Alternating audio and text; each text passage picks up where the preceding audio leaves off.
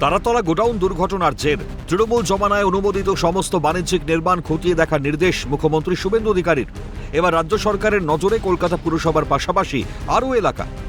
সরকারের নজরে কোন কোন এলাকা? কলকাতা পুরসভা, রাজারহাট, নিউ টাউন, বজবজ, মহেশতলা, পূজালি, রাজপুর, সোনারপুর, বারুইপুর, দক্ষিণ দমদম, কামারহাটি, বরানগর, হাওড়া ও বালির একাংশ এলাকা।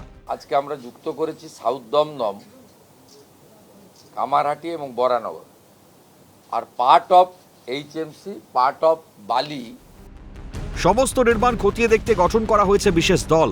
তারা পর্যবেক্ষণ করে দেখবে নির্মাণগুলির সমস্ত নথি ও প্ল্যান।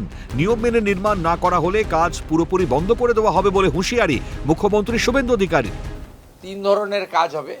একটা হচ্ছে রিজেকশন হতে পারে, গ্রস ভায়োলেশন থাকলে। রেকটিফিকেশনের অ্যাডভাইস বা ডাইরেকশন দেওয়া হবে, রেকটিফাই যে করে নেবে নকশাতে, ডিজাইনে, কনস্ট্রাকশানে, প্রোটেকশানের জন্য।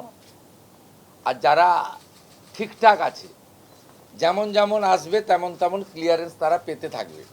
সবাইকে একসঙ্গে ওয়েট করার বিষয় নয়, সবকে আটকে রেখে নগরায়ণ বা সবটা আটকানো আমাদের উদ্দেশ্য নয়। উদ্দেশ্য হচ্ছে গার্ডেন রিচ থেকে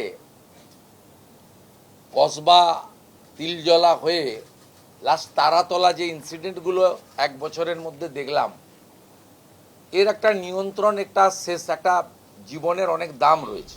নির্মাণ খতিয়ে দেখার পাশাপাশি আগামী 90 দিনের মধ্যে হাইরাইজ বিল্ডিংগুলির fire and lightning arrester audit করা হবে। এক্ষেত্রে হাইরাইজ বিল্ডিং বলতে G+5 বিল্ডিং বা তার চেয়েও উঁচু বিল্ডিংগুলিতে অডিট করা হবে। আমরা এই কমিটিকে 90 দিনের আরেকটা কাজ দিয়েছি,